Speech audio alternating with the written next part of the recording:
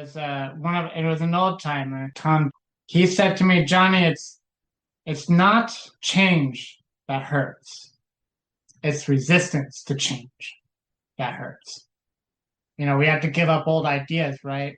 And so if I just not resist the change and I just accept the fact that this change is happening, then I can go about my day and breathe a little easier, trust my higher power is going to pull through and do what he does.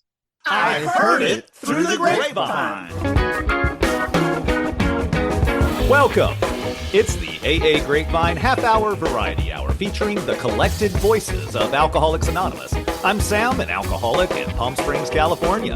And I'm Don, an alcoholic in Greensboro, North Carolina. Oh, Don's throwing little hearts at me. Why are you throwing little hearts at me, Don? I'm trying to sweeten you up, which is difficult. And you're doing it with that millennial hand sign, yeah. Bless your heart, Sam. Wait, what'd you say? Don, it's a new month. Ooh. You know what that means. The new grapevine. The new grapevine is here. The new grapevine is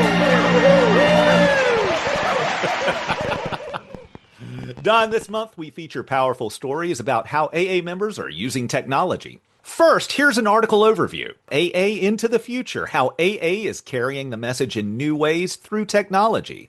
We are trying to make ourselves available as much as possible through digital delivery. AAgrapevine.org, in its most current form, launched in 2020, and Lavinia, AALavinia.org, followed suit shortly thereafter. But the website is just the tip of all we offer. The AA Grapevine half-hour variety hours in the top 1.5% of all podcasts out there, says Chris C., the Grapevine publisher. Woo! I didn't know that. Don't let it go to your head, Don. And then there's the app. You can purchase a digital subscription for only $2.99 a month. Cute. $3 a month? Come on. Thanks, Anthony. The app gives you access to the current magazine, the archives, the sobriety day counter, the podcast, our YouTube channel, and even a shareable gratitude list. The Grapevine YouTube channel's 366 videos includes member shares from the Grapevine Audio Project, how-to videos, and so much other content. Yeah, there's the ASL videos for the deaf and hearing impaired. And the Instagram page has been a success with over 13,800 followers. There's the General Service Office new podcast, Our Primary Purpose. And there's the AA World Services YouTube channel featuring videos in English, French, and Spanish, including public service announcements, young people videos, and the AA Big Book and the 12 Steps and 12 Traditions in American Sign Language. And there's the National AA Technology Workshop at naatw.org.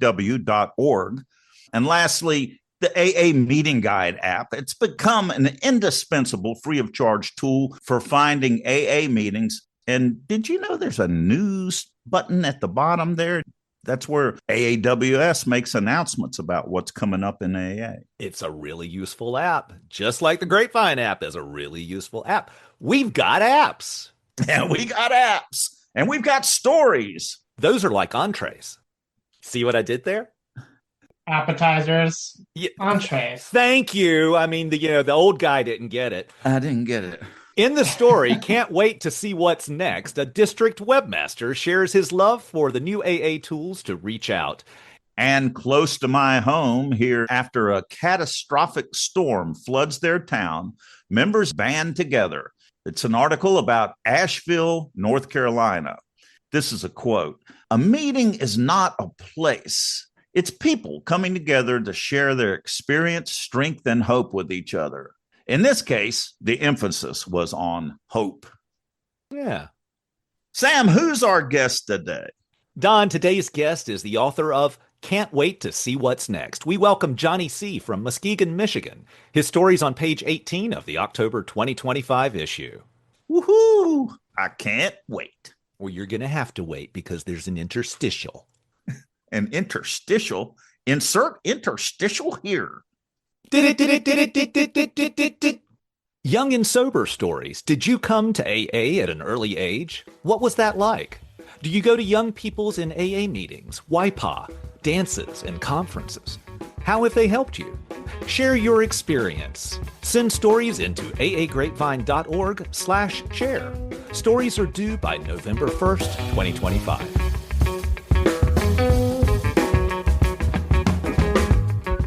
Our 12 Steps is a brand new collection of stories from AA members about working the program's 12 Steps of Recovery.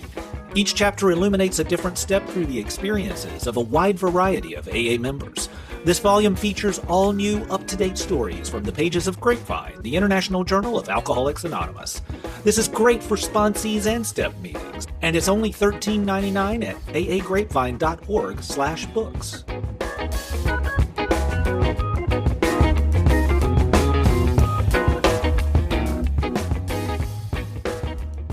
Hi, my name is Johnny. I'm an alcoholic from Muskegon, Michigan. My sobriety birthday is September 11th of 2007. My home group is the East End group out here in Muskegon. I am our district webmaster, our Grapevine chair, our telephone coordinator, and a GSR for my home group. Woo! That's a lot of hats. Yeah, bit of a service junkie, but Glad you're here, Johnny. Once you get involved, you do see what's going on and want to help out. That's what's happened to me. yes, when I first got sober, I didn't see any of it. I got sober in Seattle, and there's the intergroup out there. They don't really have like districts. 4 years later, I moved to a little town called Bellingham, Washington, Mm-hmm. and they have a very enthusiastic, alive community of AA.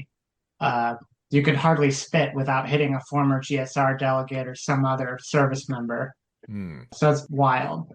That's a really cool experience. I fell in love with general service after my sponsor's spouse, who was the DCM for District 23 in Area 51, Greensboro, North Carolina, tricked me into service by having me create the website for that district way back when, and I did it in Notepad.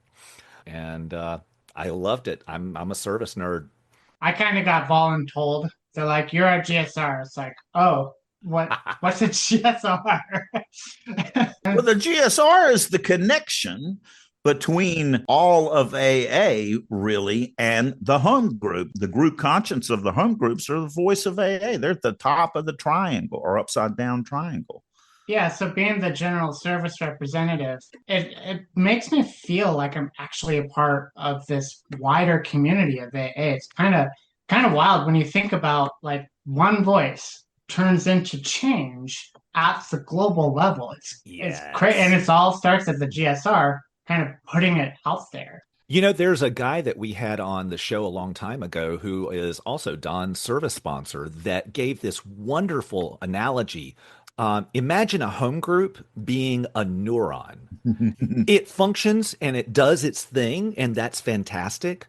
But when you get all the neurons linked, you get a brain. And that is a connected home group, and we're connected through the general service structure. Kind of simple, like the GSR. Really, it's give some report. It's all GSR. Oh my God, I love that. Yeah. It's a communication position.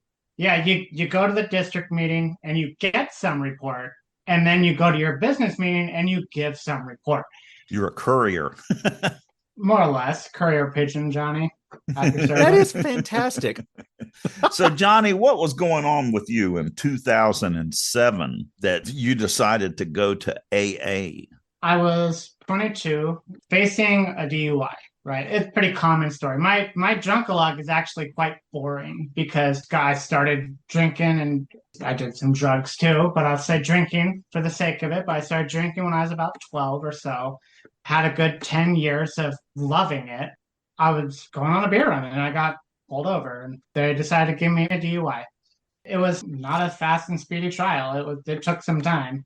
But I knew that because I didn't just have alcohol on me, I was going to be going to treatment. So I said, I'll put myself in treatment, not because I'm thinking, oh, I seem to have a problem here. Maybe I should do something about it. It was more along the lines of like, Right. I know I'm going, and if I do this, it'll actually look good. If I can manipulate the courts to There like you go. make me look good, then I'll just do my 2-year thing and then go back out to do what I was doing when I was doing it. So you're working a system. How did that turn out? They told me I had to go to AA. In the treatment center? Yeah. September 1st, one of my good friends died in a drunk driving accident at that time. And so so I got sober, I go to AA, and they give me this phone list, right? And I was told, get a hold of somebody, call somebody and get a hold of somebody every day.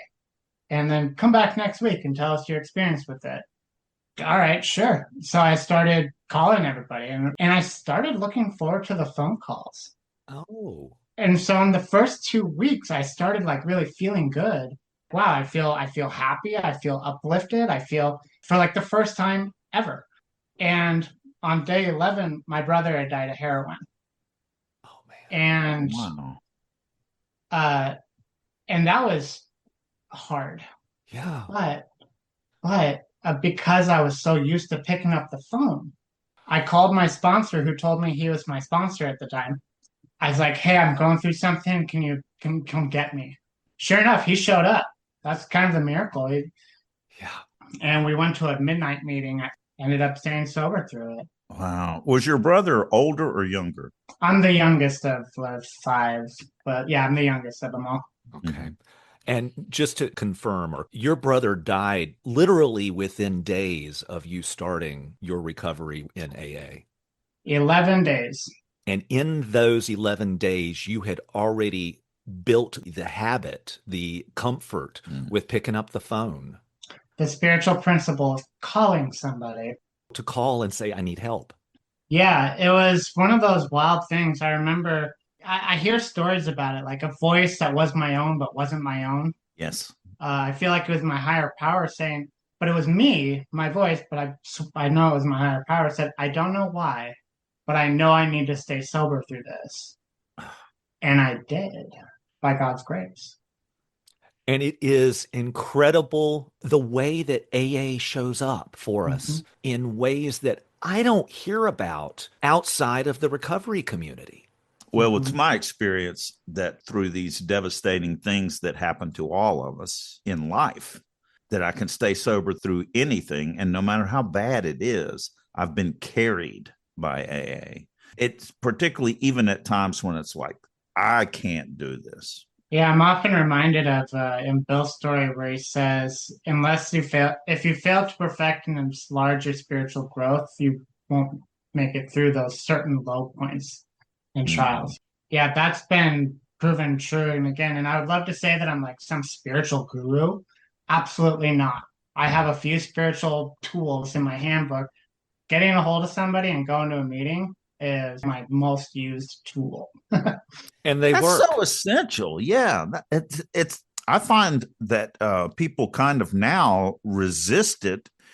A lot of people feel like actually making a telephone call is rude and just texting is sufficient. But I don't think it's the connection there. Now, am I just an old guy? Get him, Johnny. Because you two are quite a bit younger than me. In fairness, even I would be considered old by standards because they're using different apps other than the texting that comes with it. So they're using different apps, and I'm like, that scares me, and I don't know how to use it. But I don't mind talking on the phone.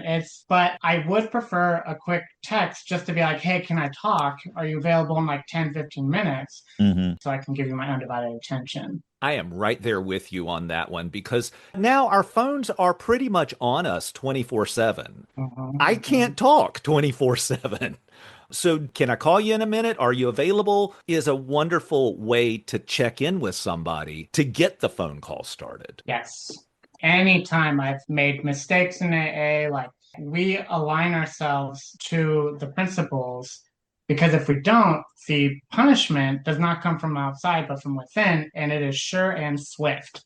Yes. And I have experienced that punishment time and again, and every time. What are you talking about? Give an example of that. When I get into a relationship, I don't know what it is, boy meets girl on AA campus, and then suddenly meetings stop happening and like suddenly disappear from your friend group. And then I find that I'm just getting deeper into my selfishness with it until I eventually drag myself into the dirt probably end up hurting them somehow. And then I'm like, okay, I made a mess of this. I need to get back to what worked. And I make a phone call, get back to meetings, and then typically double up and get back into general service work. We're constantly correcting, recalibrating. It's okay to make a mistake because we know what to do when we make these mistakes, and they happen and we can correct them. The beauty is that we're willing to do that. Bingo. And the mistakes are part of it. That's a part of recovery, is making mistakes. I'm still human. I am still going to make mistakes. But the cool thing is I've got the user manual for being a human now. And I know what to do when I make mistakes, and I'm willing to do it. And the cool thing that's happened, the cleaning up of my mistakes and the reviewing of them with a sponsor or trusted friends has over the years made it so I don't make the mistakes like that, or I don't make them as badly or as frequently. I have improved at being a human. Or like one of my old timer friends once said that now I at least know when I'm playing in that dark playground. Yes. Like I'm aware of it now. I'm in the danger zone. I'm going to move ahead. Cue Ralphie in the back of the school bus. I'm in danger. I want to throw one more thing up about the phone calls thing. There are people in my life that I'm close with. If they call without texting, I do everything possible to answer that call right then and there, because that means something is up. Yeah. I mean, if I get the phone call, I'll take it. I might need to take the rain But you check. guys know, I mean, it goes to voicemail. If you're not available, you'll get a message. You can return the call when you are available. Who listens to voicemail? What are you talking about? What's a voicemail? I bet your phone rings too, doesn't it? It makes noises. Yes, it plays the Felix the Cat theme song. All right, Johnny, so you've been around for a minute, and I'm kind of assuming that you may have worked the steps of Alcoholics Anonymous. Is that One true? would hope. Well, I'm kind of getting it from how you're sharing here that it might have happened. There's some quotes in there and stuff that are telltale signs. Yes, I have. So do you sponsor? I'm willing to. I've found it says that willingness is the key to the kingdom, right? Yes, I am so willing to do the things that I don't want to do. I don't have any sponsees at the moment. Excellent. And the general service side is where you're able to give back so strongly right now. Yes, I remember a long time ago being on a 12-step call. I actually felt very taxed. I struggle with that kind of service work because of my Al-Anon issues. I'm the youngest, and we were all addict alcoholics. I mean, my brother died of heroin, right? So I have a hard time hanging out with drunk people. Like if you are wet and you are in the cups, I have a hard time doing it. Some people love that. They can do that kind of thing. I prefer the administrative type of stuff. Well, and that's the thing. There is so much room in AA for us all to be of service in the ways that we can. Well, there's lots of jobs in AA, and people are uniquely qualified for some things that can excel in it. Not everyone can organize and maintain a website. So, Johnny, what are the unique challenges of a website in AA today? When you go to a website or anything like that, really it's just using the app. Like it's all just an app. So it's all about learning how to use it. Some interfaces are more difficult than others. You have so much freedom that it's mind-boggling. I really like the click and drag type. They're user-friendly. The things that I find most difficult after I got it set up is the flyers. Like keeping up with the events, making sure that the district meeting is up to date. Yeah. And then making sure that they don't expire. So I'm advertising something back from May, Right. Yeah, exactly. The embracing of new technology, or at least the trying on of new technology, I think is an important thing for us to do. Well, the technology is useful if it knits us together and facilitates one alcoholic talking to another. Yeah. Was the purpose of the podcast, is for the grapevine, the stories of individual members of AA sharing their experience, strength, and hope. to be able to share it in a different format that people are using, was podcasts for right now. This is going to change in the future. But we want AA to be there so that we're communicating with each other. I'd like to be transmitting as a brain in a jar. By the time we get to all of this, you just might be kind of like on Futurama. You're going to be a head in a jar. We'll go for the brain in the jar. Okay, just the brain. Got some brine, got some nodes, call it good. And a little bit of fish food. Just a neuron, really. Just one neuron. Yeah. Just one neuron in a jar. Not how much I got. Hey, Johnny, if someone were to walk into a meeting and they're just like, I don't belong here, what might you say to them? I'm glad you're here. If you're alcoholic, I'm doubly glad you're here. If you're coming here and you are an alcoholic, I take it very seriously. We're silly, but we take it very seriously. I do. To me, when I say I'm an alcoholic, it's essentially a death sentence. Not morbidly, but having alcoholism is such an impactful disease. And I've seen too many people die from this thing. If they're alcoholic, I'm sure glad they're here because I do not want to hear about them in a newspaper or social media or through friends or whatever. But if they're not alcoholic, I'm still glad they're here and I hope they get something out of it. So if they're like, I don't think I'm here, I'm not going to try and convince them that they're alcoholic. They have to make that decision for themselves, right? Yeah. Step over to the nearest bar room and try some controlled drinking. Try it more than once. Yeah. I didn't know when I went into AA, they started talking about, like eating cheese out of pizza boxes and living out of cardboard boxes behind dumpsters and all these like horrible external conditions. Yes. And I'm like, wow, if that's an alcoholic, then I must not be an alcoholic. Yeah. Right? Because I didn't have all that. But I stuck around long enough that I heard the doctor's opinion. And it talks about the phenomenon of craving. Yeah. I knew that feeling very well. And it said it only occurs in the alcoholic and never in the average temperate drinker, which made me pause and go, what is an average temperate drinker? What is this concept? I can't conceive of this. I had no idea. I was so selfish. I didn't notice people putting their drinks down. Yes, and they do. Baffles me. And I love the effect produced by alcohol. And like that to me, I'm like, oh, that must mean what they say. If you're honest with yourself, like if you feel that thing that's right down in your heart. That sense of ease and comfort. Yeah, I always felt like, when you have a sponge and you get it wet and then you let it dry out and it's all crispy and hard. Yeah. And then you put just a little bit of water on it and it just gets so like relieved. Yeah. That's how it felt for me. Like when I got that one, it felt like a dry sponge that just suddenly got that like, oh yeah. What a visual. And then you grow bigger and bigger and bigger. That's right. That identification, knowing absolutely that I am an alcoholic, like my brother, he's not an alcoholic. I was describing, how once you have a drink, you kind of like expand, your mind expands and everything lights up. And then you have another one and things get brighter. And he was screwing up his face and going, no, when I have one drink, I feels good about halfway through, but then things go wobbly and out of control. And I don't like that feeling. Well, I like the feeling that happens because my body's reacting differently than his. And I am an alcoholic because my body reacts differently to alcohol. Yeah, I love that wildly, insanely drunk feeling. Mm-hmm. And I try to maintain that. Yeah. Like the great obsession of every alcoholic to control and enjoy his drinking.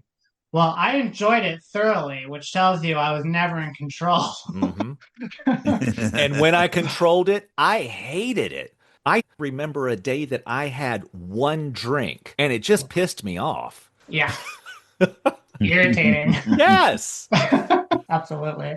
Well, Johnny, I'm glad that you joined us and found this answer. Yes, indeed. This has been fun. Yeah, it's been fun. Thank you.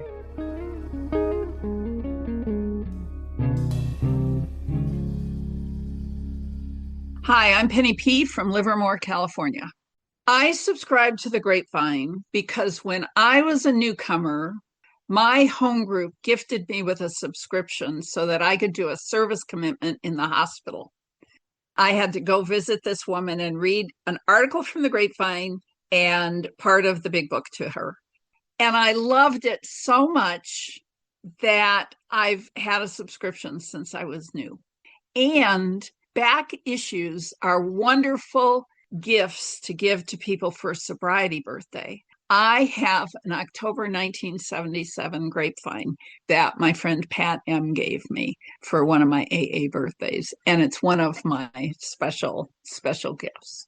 Thanks to everyone who subscribes to the Grapevine magazine in print or in the AA Grapevine app. Your support makes this podcast possible.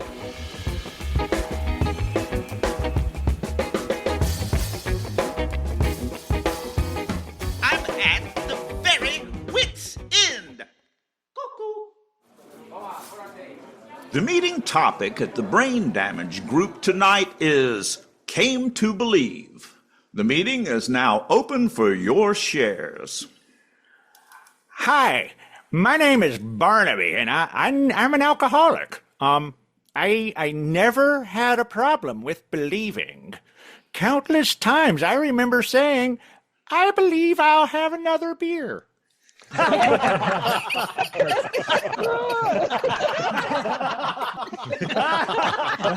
It's really not that funny.